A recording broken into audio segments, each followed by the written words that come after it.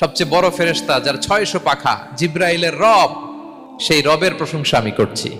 তিনি সুব্বুহ, তিনি কুদ্দুস, তিনি মহাপবিত্র, the most pure, the most high.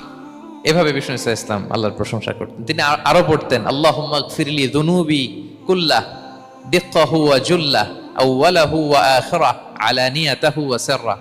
আল্লাহ, আপনি আমার গুনাহ মাফ করেন, ছোট গুনাহ, বড় গুনাহ, প্রকাশ্য গুনাহ, গোপন গুনাহ, ইচ্ছায় করেছে যে গুনাহ, অনিচ্ছায় করেছে যে গুনাহ, আল্লাহ সব গুনাহ আপনি মাফ করে দেন। সিজদায় লুটিয়ে পড়ে বিষ্ণু ইসা ইসলাম এই দোয়াগুলো পড়তেন।